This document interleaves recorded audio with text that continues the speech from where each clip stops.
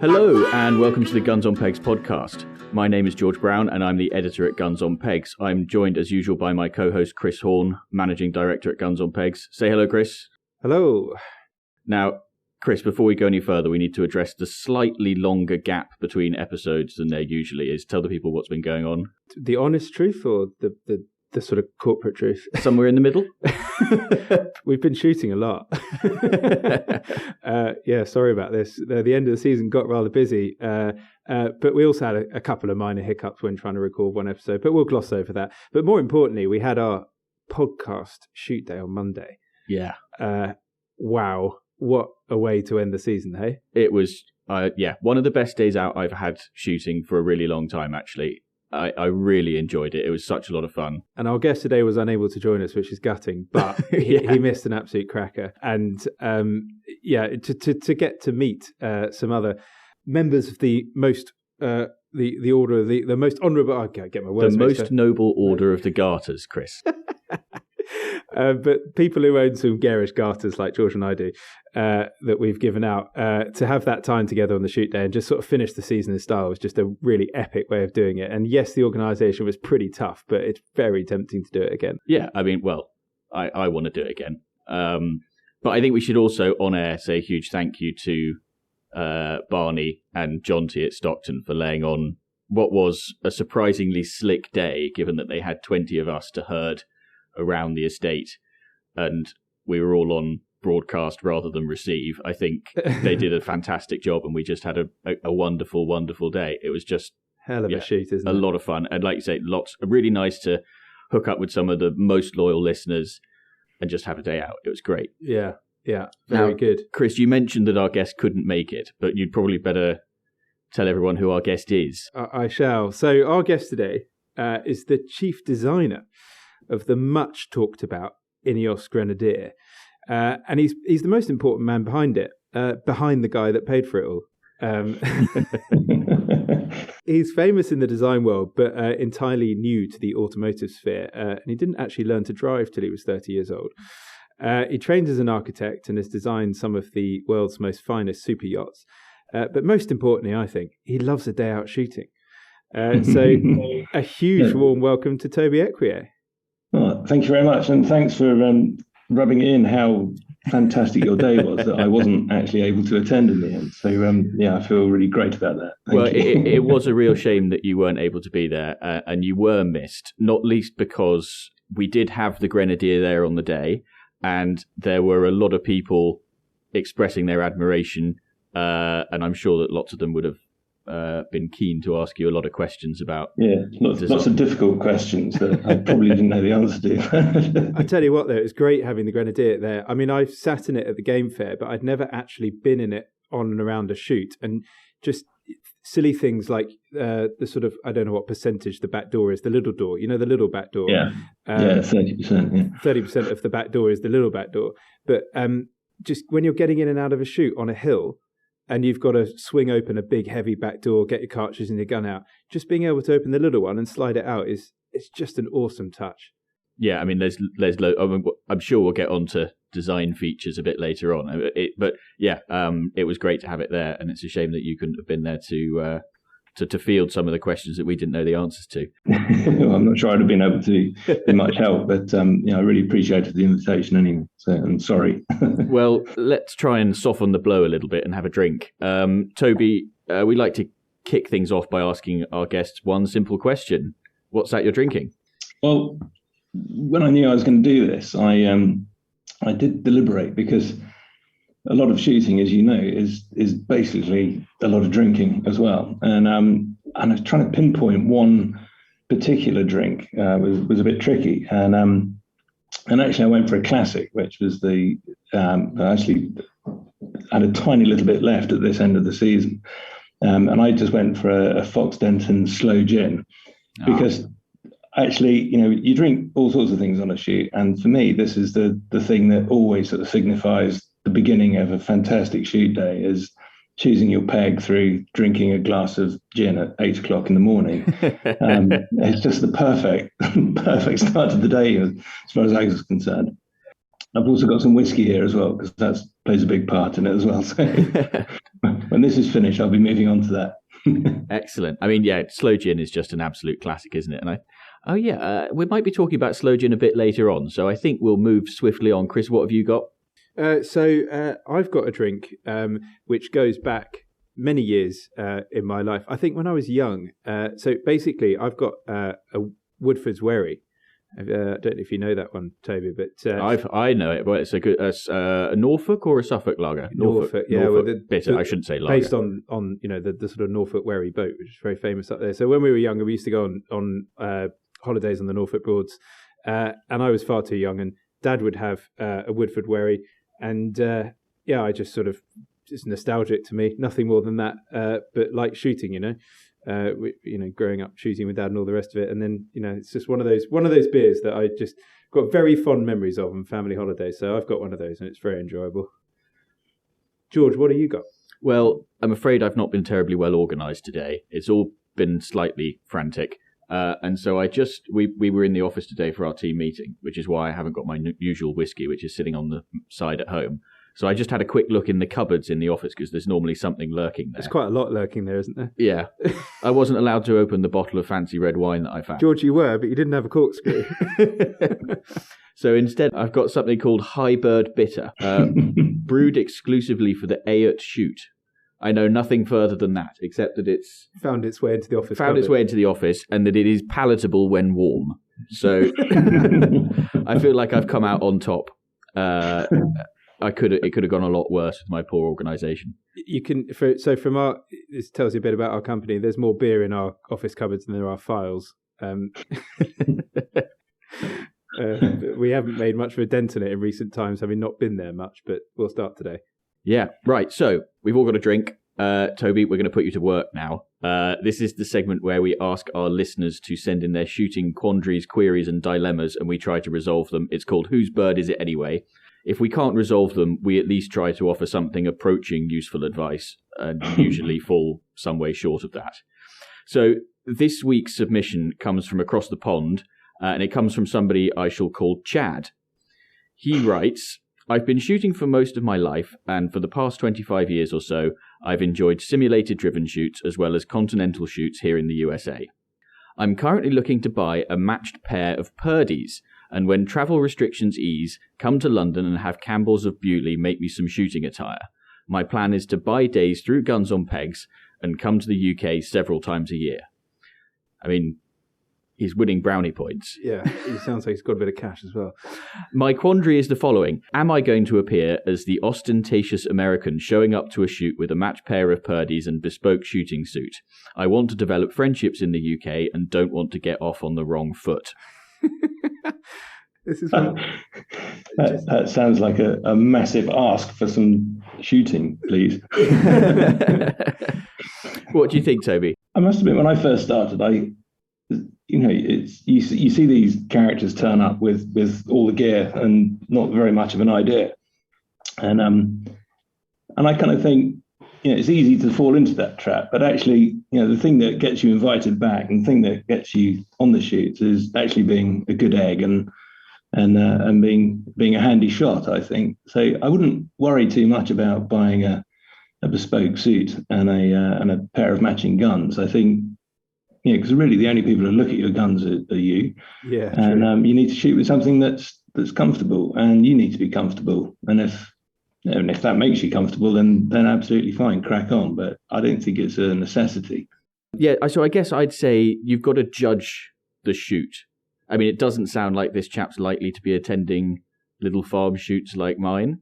But if you turned up on a fairly low-key shoot in your matching shooting suit with your pair of Purdy's, you're probably going to look, one, a little bit overgunned, and not many other people are going to be wearing matching tweed. Probably the opposite, if I'm honest. So it's all about judging where you're going to be and who you're going to be with. But I think Toby's onto something here, because you're absolutely right. It's about how you carry it off. You can turn up on wearing nice gear. That doesn't matter where you turn up, providing you don't sort of turn up with an attitude which is wrong for the situation. So what you wear and what you shoot with, quite frankly, makes no difference whatsoever. It's how you then act with it, isn't it? And it is better to be overdressed than underdressed, I think. Yeah, definitely. Do you think you've got to have a certain level of skill? Do you think you have to be quite good to show up with all the gear? No, I don't. But I think if you do turn up with all the gear, then there is an expectation that you're actually rather good. But if you turn up and say, "Look, I have all the gear and I've got no idea," people love you instantly because everyone loves someone who's quite humble on a shoot day. Yeah, but I think it is about humility. You're dead right. It's just about honesty, isn't it? It's about saying, "Look, I've got all this stuff. I don't know what I'm doing." Yeah. Can you give me a bit of advice? But maybe don't tell people you have a pair. Actually, don't ever tell anyone you have a pair of Purdy's.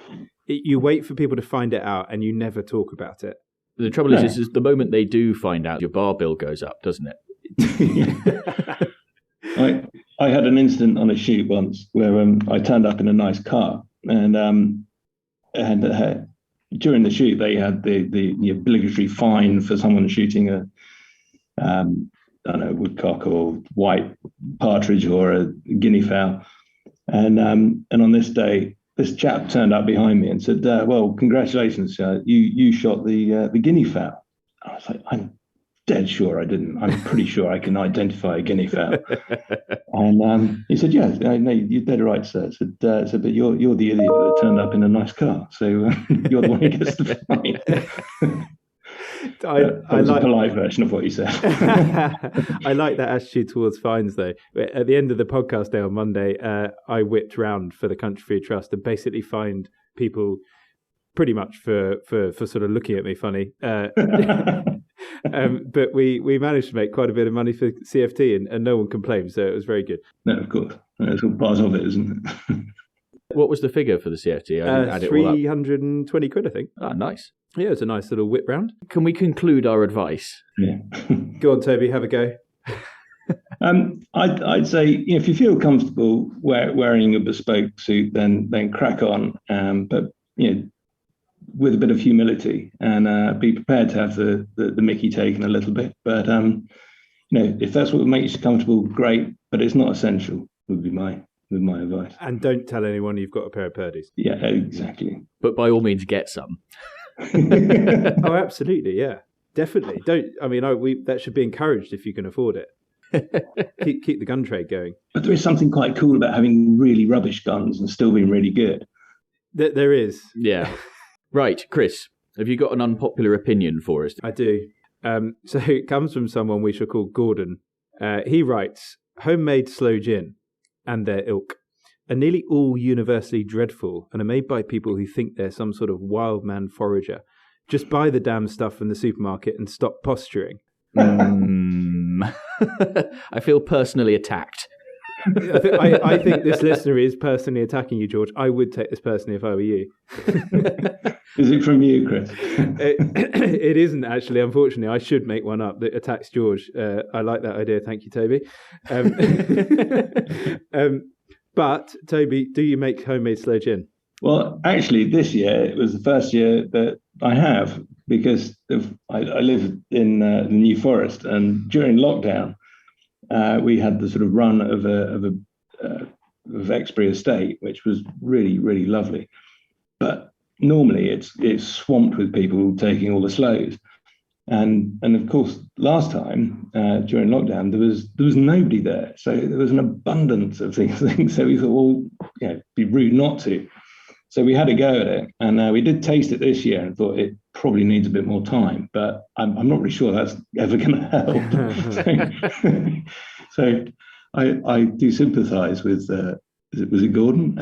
Yeah, I can see why George has called him Gordon. I mean, that's a made-up name, but to protect the identity of this outspoken person with their wrong opinion. But I mean, it has to be said, I love making sloe gin, as I've made clear on the podcast before, but I have had some absolutely undrinkable ones. Yeah, I've had some really bad ones. It's quite hard to get. I thought it's quite hard to get it that wrong. Well, if you've got it really wrong, you just have to take it and go, it's crap. But if it's not great, just add more sugar and it'll be fine. That is good advice. That I agree with you there. Just add sugar generally to anything. Yeah. So this person has insulted all three of us. I mean, but he's sort of saying buy the stuff in the supermarket, stop posturing. But what do we think of supermarket sloe gins? I mean, I see no, not good. But he's not suggesting Fox Denton is supermarket, because I do think that there's lots of really great, not quite artisan, but also not quite homemade, not quite supermarket. They kind of sit in the middle. Jonty, who we were with on at Stockton, he makes a great range. Fox Denton, Raysthorpe stuff's epic. Actually, it's quite different to the Fox Denton stuff. Yeah, the Cotswold Drinks Company, they make some. We're gonna upset someone, and if we keep going down this route, because we're not going to name them all. No, but I had some. I think it was blackberry gin that I was given on a shoot, which was delicious. But what was interesting is they gave you a little bottle to take home. Something it's quite a long drive home. You start looking at it in your little takeaway bag, and it's very tempting. But I think there's a place for it, absolutely. And I think supermarket gin, it's probably not the best place to sort of judge other people's gin by, to be honest. And also, sloe gin's kind of the only stuff you really find in the supermarket. All the variations like you've just referred to, that's kind of what makes it cool. We had Toby Ecuyer on the pod not long ago. And gosh, what does he have up there? They have strawberry gin and raspberry vodka that they serve at Elevenses, and then he's got his rusty nails as well. And that's the stuff where I think it gets really cool. So if you can venture away from sloe gin slightly sometimes. Yeah, I think it's all worth trying, and some are going to be bad and some are going to be good, but I think it's worth encouraging, I think. So Gordon, who's probably listening to this, and he's not called Gordon, has just had his opinion unanimously shot down by all three of us. Up yours, Jordan. Gordon, how much beer have you had? Jordan? Who's Jordan? Sorry, Gordon. It's unpopular. Right. So finally, we've got Shooting Heroes, which is our new feature that we talked about in the previous episode. And I've got to say, we've had loads of nominations in already, and it's been quite tricky to choose just one for today's episode. But to everyone who sent one in, we'll keep them on file and we'll make sure that we get through them. But here's the one we've decided to go with. And we've chosen this one because we think it probably rings true for quite a lot of people listening. Chris, will you do the honours? Yeah, absolutely. So this one comes from Gabriel. That's his real name, is it? It is his real name. Goodness. Gabriel, you lucky man. Right. So he writes, my shooting hero is my father. Here. I think we can all, many of us listening who will agree with that. So, although he's not the best gun, he writes, subtle insult right in the first line, he's done everything in his power to ensure that I have the skills needed to be a good gun and young sportsman. He's not only instilled a passion for shooting, but for conservation as well. He has returned to school to get his degree in wildlife management and is passing all of his knowledge to me, which has furthered my passion for the shooting sports. I could not be more grateful for the memories, experiences, and skills being passed down to me. Because of him, I will not only know how to have a good time shooting, but it has given me the gift of knowing how to feed myself off the land and pass down this great tradition. I'm not sure if my father is a member of the Garter or not. He is an avid listener, but either way, it will be an honour to gift him a set of garters for his role in my life as a sportsman. Absolutely. He can have a set of garters. He didn't give us his name. We should have given him a shout out. That's a good point. But yeah, I mean, Toby, it is the case that many of us come into shooting through a parent or a grandparent or something like that. Is that also true of you? No, not at all, actually. I mean, my grandfather shot a little bit, but the rest of my family were not in that sort of world at all. And actually, just listening to that, I had a certain, I don't know, probably a bit of envy, really, that I didn't have that sort of relationship, and that wasn't sort of gifted down to me. And I just think that'd be absolutely incredible to have that in your life. I think it was a very good egg, and worthy of many garters, I'd say. Yeah. I mean, well, the other thing that's impressive here is that he's gone back to school to get a degree in wildlife management, presumably comparatively late on in life. Yeah, it must be. So that's pretty cool. I like that. he sounds like a good coach as a dad for someone that shoots. When you're standing there, I think you certainly have family brought you into shooting, and I did too. And standing there on the peg with your dad, you kind of anything he says is absolute gospel at that age. Yeah. And do you know what? You remember in the previous episode with Sam, we had the story about the dad who flew off the handle because he wasn't allowed to double gun on the peg. How not? Yeah, wrong. Bad example. This is how you're supposed to do it. So true. But actually, looking at it from the other side, my girlfriend's lad is sort of 15, and he's massively passionate about shooting, countryside, all that kind of stuff. And I've been able to probably do all the things that I didn't have when I was a nipper. I've been able to sort of introduce him to shooting, and he beats regularly, he does all that sort of stuff. And he's looking to go off to agricultural college at Sparshot. We're off there on Saturday to go and kind of look at it all. And, I suppose it's me sort of kind of projecting onto him what I wished I'd had. But, he's really receptive, and he's an annoyingly good shot as well, which is great. So hopefully one day he'll be writing into you guys. That's so good to hear, because I it's all flooding back to me now, having read that out and thinking the memories that I just lapped up at that age. Even I remember coming out the end of a drive beating, and I was just convinced that I had sent a particular bird towards my dad, who was a gun, and it was like the highlight of my day. I remember it vividly now, and obviously there's probably no chance that it was the bird that Dad shot or whatever. But those are the things that you really remember, because and then he'd be like, "No, you must go over there, do this, and how to act and all the rest of it." Yeah. Amazing. But it's so important to see both sides of it, I think. Be a gun, but also be a beater, and go and help the gamekeepers in the off season, and put the feed down, and do all of the stuff that we've all done. I think that's massively important, rather than just sort of buying your way into a peg. And and then you're allowed to sort of, if you can afford to, you're allowed to sort of stop the beating when you're younger, and then just shoot, because you save up enough. Exactly. on the podcast day on Monday, it was a walk 3 stand 3 rather than walk 1 stand, where we just did 3 and then swap round, and the night before Barney asked, when was the last time, has anyone been beating recently? And someone said to my dad, when was the last time you went beating? He was like, 45 years ago. Well, and the other thing he said on the day is, I think the last time I walked up any birds, they were grouse. Yeah, he's allowed the privilege, I think. But yeah, it was quite funny making him go beating again. I enjoyed that. He said he really enjoyed it, actually. He really enjoyed it, because he was in my team, and he was really getting into it. Yeah, and I mean, look, I loved it too, and I haven't been beating in a while. If I'm lucky to get days out on shooting, whether out beating or shooting, is a bit of a privilege away from the desk. And when we were beating up that drive, where there was a proper drop off at the end, and it was all getting rather exciting. I think it was a pretty decent drive, but it's very difficult to tell from the other side of the line. But it was awesome fun, wasn't it? Yeah, it was wonderful.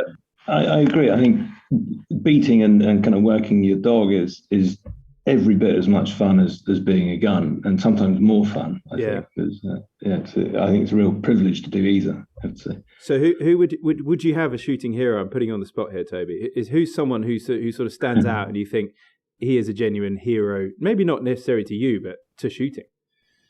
Ooh, no, that is putting me on the spot. I'll cut it out if you haven't got one. No, I haven't really. That's fine. I think from a sort of shooting hero point of view, that is a great submission. Yeah. And I suppose it doesn't have to be, the person that introduced you to shooting. It could be the keeper on the shoot that you've been a syndicate member of, and he's been there since time began. Yeah, or the chap who's come out beating every day for the last 40 years. Yeah. Yeah. And looks like he stayed out in between. Yeah, exactly. Or the person who cooks the lunches, or, all those kind of things. The bloke who's been keeping the syndicate going no matter what. That kind of thing. And that guy with the dog who finds the bird that nobody can find. And everyone looked. Every dog's been through there. We haven't awarded a set of dogs to a set of garters to an actual dog yet, have we? Well, that needs to change. It'd be a good photo, wouldn't it? Yeah. We'd have to give it 4. Little ones. Two pairs. Maybe a collar. Maybe that's more practical. I like that. Money-saving tip, we only have to give it half a pair of garters. Very good. Well, thank you, Gabriel, for sending that in. Yeah, it was great. Right, so Chad and Gordon and Gabriel and his dad, and now you, Toby, are members of the most noble order of the Garters and will shortly be in receipt of a set of the very exclusive Guns on Pegs podcast shooting sock Garters. What do they look like? I'm dying to know. Well, I suppose enough of the world knows now, don't they? Yeah. They are a hot pink with some blue and some oatmeal in the tassel. So pink is is it purple? Yeah, it's purple and oatmeal. So the pink is the predominant colour, and they're very pink. Strong. You'll see someone wearing them from a mile off. So actually, if you didn't know what they look like and you're listening to this and you see someone with them, go and ask them how they got them, because there's usually a good story behind it. And who designed those? George and I, over Team a beer. effort, yeah. They've got to be as obnoxious as possible. Shared responsibility, or guilt, if you prefer. So if you've got a shooting confession, quandary, or a query that you'd like us and our guests to help you with, or an unpopular opinion, or you would like to nominate a shooting hero, drop us an email to pod@gunsonpegs.com. Now, Toby, you mentioned just now that you didn't really grow up shooting. So what was your route into shooting? Well, bizarrely, it was through fishing, really. I've loved fly fishing for many, many, many, many years, and that's always been my absolute passion. And then as I did more of it and I got better at it, you obviously get to meet fascinating, interesting people who inevitably nearly always shot as well. So as I made friendships through fishing, then gradually, I got some invitations to come shooting. And so that was really my sort of first sort of introduction to it. And I sort of mucked around a little bit with sort of air rifles and bits and pieces. Obviously had them confiscated immediately when I was a child. But then, as a slightly more grown up person, I was able to sort of go on shoots and then realized I was terrible at it, and went to the sort of clay schools and realized there was just as much opportunity to buy lots of new kit, lots of new clothes. There's a whole new toy cupboard that I was introduced to. So I bought a gun and bought some kit, and got invited on more and more shoots, and then that was really where it all started. And then through obviously the sort of the etiquette of being invited and then inviting back is slightly tricky sometimes. When you're not earning very much money, and it's all a bit of a struggle. Absolutely. And so a crowd of us who actually all worked in the sort of super yacht industry at the time. We found ourselves shooting together a few times, and we said, look, these are actually our favourite days when we're all shooting together. And we had this idea of making a little syndicate that we all paid into every year, but we'd always have a spare peg. So systematically, all the shoots that we've been invited on, we could invite one person back and we'd split the cost between us. That's very clever. Very good idea. And then very quickly we said, actually, we just like shooting with us. We don't really like all these other people. And so we just ended up just shooting together as a bunch of idiots, really. And so is that syndicate still going? Yeah, and we thought of a massively inappropriate name, because we were asked once, what is the name of your syndicate? And we were like, what? Well, they have names? So we made something up which is unrepeatable. So it's unbroadcastable, but I can always get my pheasant sound effect out if it does turn out. Tell us, and if it's really bad. No, okay, wait. So we're all working in Holland quite a lot, and obviously the Dutch have a slightly odd sense of humour. And we all have a go at sort of mimicking the Dutch accent. And one day this guy talked to me about, he was telling some sort of joke, and the punchline was, so it's the finger in the Poopenholen, yeah? And so that became our syndicate name, was Finger in the Poopenholen. Or FIP, is its name. The FIP. And I find it, we've got a coat of arms, we've got the whole lot. Amazing. We've got badges with FIP. And occasionally we get asked, this looks a very serious concern, because we have these sort of crested, enamelled badges. And so what does FIP stand for? And so we're all terrible shots. So depending on who you're talking to, and all terrible shots. So it's fly in peace because there's no danger anything's going to get hit. But if you look closely at the coat of arms, there's all manner of bad things in there. That is, I'm so pleased you told us that. That's awesome. Yeah, I mean, it might not make the final cut, if I'm honest. But if it does make the final cut, and you're listening to this, and you too have a ridiculous syndicate name, send it in. I'm enjoying. Oh yeah, I definitely want those. That'd be fun. But I mean, it all came about because of, I guess, what was a syndicate, and they were all like the Basingstoke, great shots or something. It's like, oh, yeah, exactly. Yeah. Who calls themselves that? So we just thought, well, something really obscure was probably better. So does your syndicate travel about much? Do you... Yeah, no, we sort of go all over the place, really, and we sort of try and shoot in places that we haven't shot before. We try and do sort of 5 or 6 a year, where we just maybe there's some that we really, really love.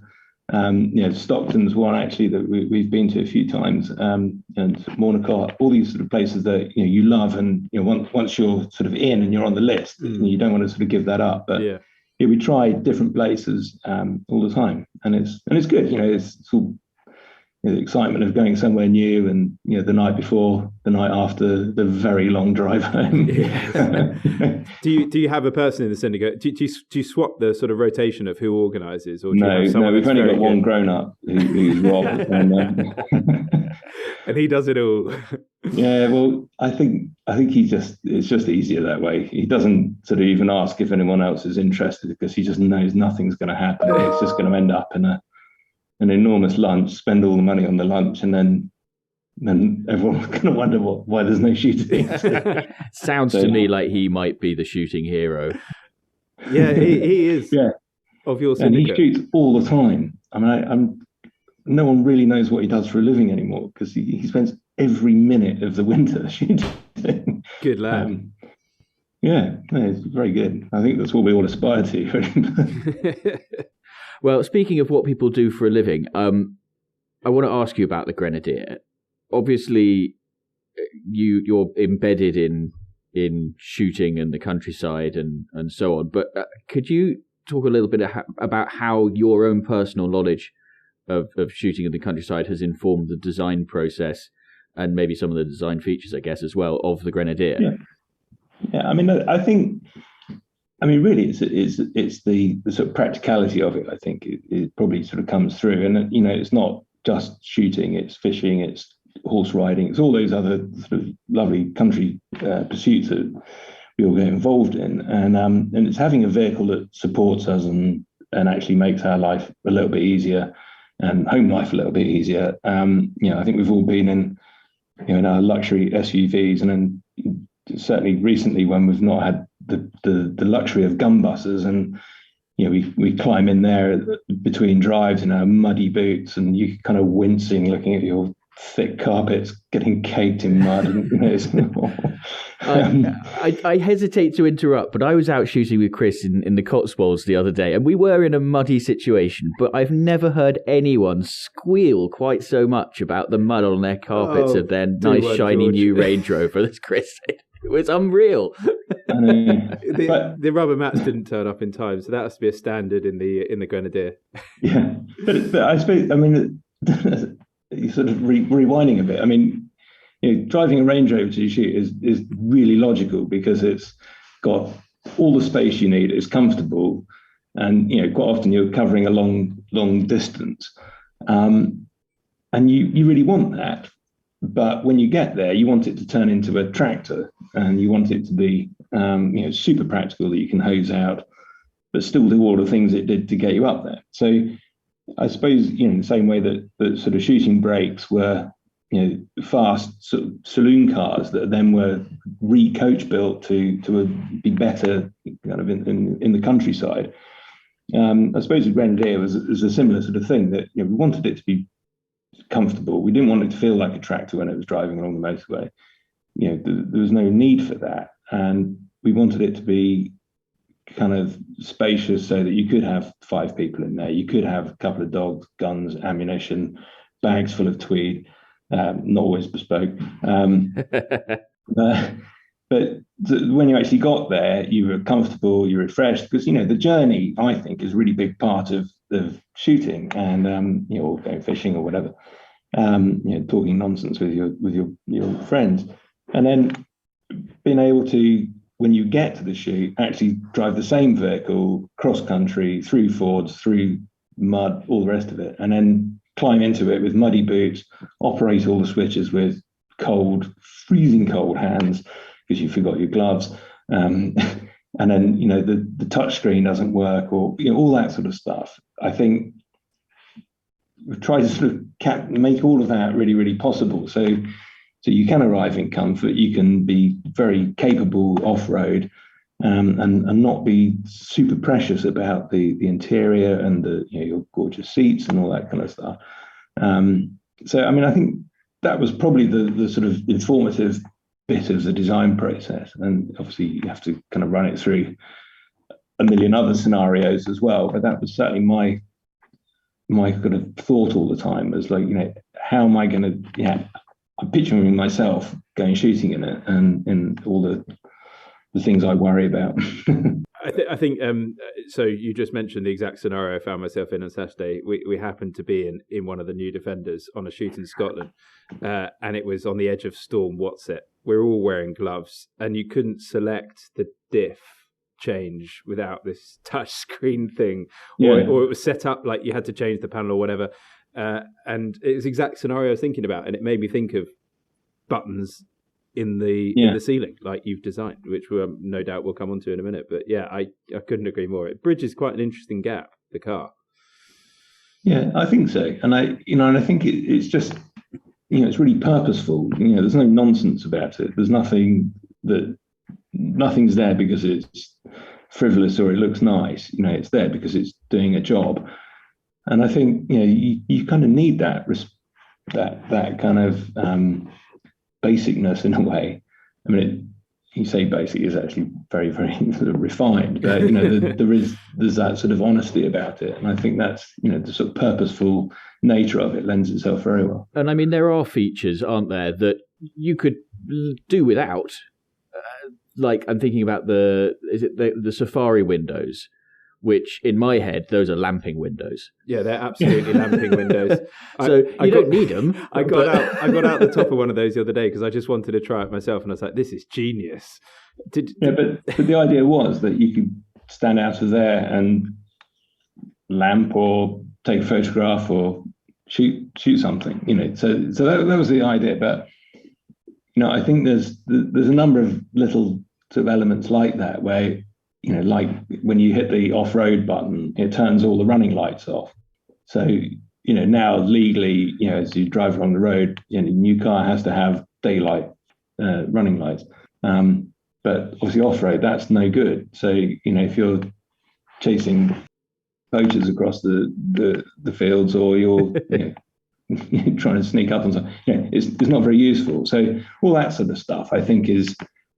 we've listened to people, we've used our own experience, and we've tried to sort of include it and make it as useful as possible, I think. Yeah, I'm so glad you've done that, because I mean the amount of pickups I've been in with black electrical tape all over the dashboard when we're out foxing or whatever, lamping late at night.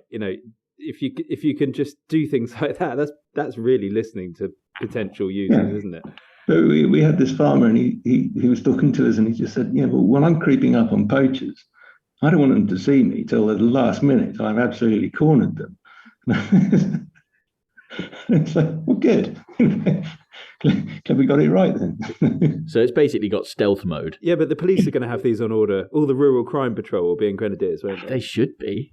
Yeah, we've done quite a lot with the special forces guys, and they're sort of saying in the middle of the radiator grill where we've got the two sort of driving lamps. Sort of, their request was, can we swap them out for infrared and thermal? Oh. Which again, but if you can make that available to everybody and that comes up on the screen in the middle, then that'd be amazing. Could that happen? Yeah, absolutely. Yeah. I mean, wow. Chris is actually speechless. Where do I sign? Yeah, it's amazing. So there's lots of iconic vehicles in the shooting world. For from the sort of original estate cars, the shooting brakes, you've mentioned them already, right the way through to the Defender, obviously. How much of an influence were these vehicles in that design process? Well, they're a huge influence. I mean, you mentioned those, but we looked at aircraft, we looked at unimogs, we looked at tractors, we looked at vans, we looked, literally every type of vehicle that has a really purposeful job to do. Didn't matter if it flew or floated or it kind of drove across land, and all of them have characteristics. All of them have practicality at their heart. And it was just really kind of understanding how their sort of job, if you like, kind of came through their design, and what were the tiny little kind of nods to their specific job. And we spent a lot of time just sort of studying, understanding, driving, just playing with these vehicles, just to get a real understanding. And essentially, it's a sort of a work platform. So you want the maximum amount of interior volume. You want great off-road capability, but the exterior of the vehicle needs to be as much of a workshop as the interior. So, being able to hang things off it, rest things against it, use the wings as a bar top. All of these things are really important because it has to work not just as a vehicle for delivering you somewhere. When you get there, it's part of your toolkit. And a lot of off-road vehicles and aircraft do exactly the same thing. They have very well thought out, considered layouts, functions, little kind of details that make them really unique. And we didn't really want to sort of copy that directly, but we wanted to understand the design behind that or the thinking behind that. And then inevitably bits of it look like other vehicles. So you sit inside it looks like an aircraft, but aircraft are like that, so that they're really easily controlled, understood. There's no debate as to what that switch does. Is it on or off? All of that has been really, really considered and thought of. And the automotive guys are going, why are you going to so much bother? Just buy these switches. But does the green light mean it's on, or does it mean it's not funny? Yeah. And the happy upshot of that is it also looks really cool because it doesn't look like everything else. No, exactly. And I think there's a lot of vehicles that look very similar, and there's for various reasons for every sort of department. So the guys designing the headlights, the guys designing the bumpers, they all work within margins, and when all those margins add up, it adds up to quite a lot. So we were able to sort of, because we're not a massive car manufacturer, we're not doing it all the time. We said, well, let's just question all of these things. Does it really need to be that much? Does it really need to be that shape? And if you keep pushing, eventually the answer is, well, no, it doesn't. It's just how we always do it. And you say, well, there is another way. That's so cool. And obviously, because you've come from that different world, you haven't been sort of ingrained about the way that people build cars. And so thinking about these accessories, and I alluded to one of my favourites already at the start with the sort of 30% door at the back, the small door. What are we gonna see? And basically, what would you add to your Grenadier already? Gun boxes, dog boxes. Yeah. Where are we going on that front? all of the above, I think. Well, unlike some vehicles where the spare wheel's stored underneath the boot space, and it literally breaks your back getting it out. Yeah, and you can't then put a gun drawer in there because that alone weighs more than most vehicles. So we don't have that. So I would definitely put a low profile gun drawer in the back. Obviously the dog guards, just so that my two lovely dogs don't make the back seat their new home.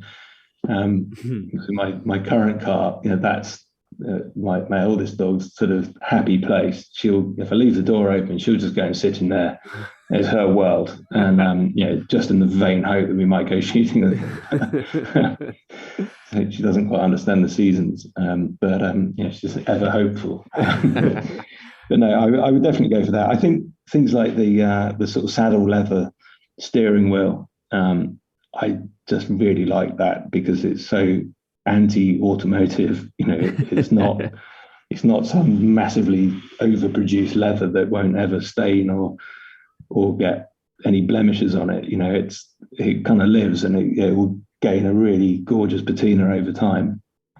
And I think again, because we're not a big multinational manufacturing automotive manufacturing company, we don't have sort of big committees of people saying, no, you can't do that. We just go, we think that's really good, and let's just do it. And there's all sorts of raised eyebrows saying, well, we can't guarantee it. So we're fine. We'll just write a clause saying, if you buy that steering wheel, then that's it's up to you to look after it.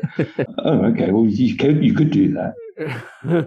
I mean, Chris is definitely on something, because the shooting world does love a mod, doesn't it? And we've been hearing that it's all going to be quite open source. That people are going to effectively be able to sort of design and build and market their own bolt-ons and what have you for the Grenadier. Is that right?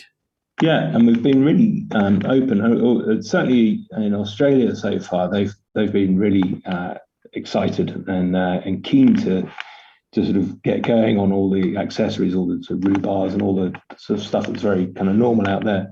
And we've been very kind of open with our technical drawings and our all our statistics that we can then give to them and say, look, these are all the data we have. What do you think? Crack on, because they know what works, they know what sells. I don't think we'd ever profess to be experts in all areas, and I think that's a really big part of vehicles like this, that people do customize them, and you don't have to buy everything from the manufacturer. People can have a go, and they can alter and adjust and kind of customize them themselves, I think. And so it was a very sort of conscious thing very early on to encourage people to do that. Yeah, I mean, I've got visions of the INEOS Grenadier Owners Club meetups in like 25, 30 years' time, when you've got all these weird and wonderful modified Grenadiers. Yeah. Well, the one with the fold-out barbecue in the back or something. Yeah, but I mean, brilliant. That will take 6 months, surely. So someone will have that on there, especially on a shoot day. I think the fold-out barbecue on the side of a vehicle is the most underrated shoot day accessory. I was on a shoot somewhere where they had an old army truck, and they kind of pulled out this barbecue from underneath. It was like kind of attached to the lorry, and it came out on kind of lathe tracks. And this barbecue had been cooking away all morning with these sort of pheasant kebabs on there. I thought, this is brilliant. Next all day we go, what is that smell? It's amazing. That's so cool. I absolutely love that. So we've heard that you've compared a defender to a good gun dog. Did you know this was coming? So can you explain that metaphor and how's that sort of fed into the Grenadier? I mean, I've got a lovely gun dog, and we enjoy a lot of sort of walked up shooting together. And she's at home. She's this lovely, daft, scruffy dog, and we'll go out shooting today. And she's incredibly talented. She'll flush, she'll pick up. She's just, she quarters in front of you. And she does her job extremely well. And she's in work mode. She's not the daft puppy she is at home. And then at the end of the day, you come back and you're cooking the birds that you've shot, and it's great sort of teamwork, the two of you. But then she's curled up on the sofa, even more scruffy than she was when she started the day. A few cuts and a few bruises, but completely kind of loyal and completely dependable. And I think the sort of similarity I feel with a car like this is that it bizarrely becomes part of the family. It's not an inanimate object, because it enables you to go on adventures. You have, every time you go in it, it's a journey. It's not just a drive between A and B. And I think because it's not super luxurious and it's not sort of effortless, there's something engaging about it. And I think, and it's dependable and it's faithful and all those sort of things. And I think it's a very good sort of synergy between the two, that they're part of your life, and they enable you to do things that you couldn't do without them. I love it. I think you're absolutely spot on. Now, there's one last thing that we need to talk about before we get on to desert island shooting, and that is I mean, we've sort of touched on the themes here a bit already. We're talking about shooting heroes and so on. Now, Toby, you're going to be on the judging panel for the INEOS Grenadier Countryside Champion Award. Can you just talk a little bit about what it is that you might be looking for as a judge? No, I mean, I think as we alluded to earlier on, with all the hundreds of people that are involved in shooting that aren't just the gun, it's the people that actually manage the woodland, manage the estates, get involved in all the hundreds of aspects that are really important to what we all enjoy. And I think they've had a pretty hard time over the last sort of few years. It's been, desperately unfair in some cases. And I think, there's people working tirelessly and working extremely hard to, with conservation and with everything that we enjoy, that there's a time to sort of recognise that. And I think, embodying the sort of spirit of the Grenadier, which is about sort of grit and rigour, but with a sense of humour and there's a sort of a light-hearted kind of, it's not all gloom and doom, and there's people in horrible positions, but still managing to make everybody laugh and smile and do good things. And I think it's probably a good time to recognise these people. They, now more than ever, it's a good time to give them a pat on the back and give them the recognition they really richly deserve. So, I'll be looking for primarily those sort of qualities. I think. I think you're spot on. So we've, Guns on Pegs and INEOS have created this award to recognise those unsung heroes. Whether it's you mentioned environmentally, also socially, potentially economically as well. There's some proper unsung heroes out there because everyone knows. Yes, maybe Jeremy Clarkson or something like that. He is a proper countryside champion after what he's done, but he's not an unsung hero. He's absolutely deserves recognition, but he's not an unsung hero. And we've had the nominations are open now. We've had some amazing nominations. We've had some really cool ones. So what we're doing is we're producing this shortlist, and we're essentially sort of helping to narrow down this shortlist from all the nominations we get.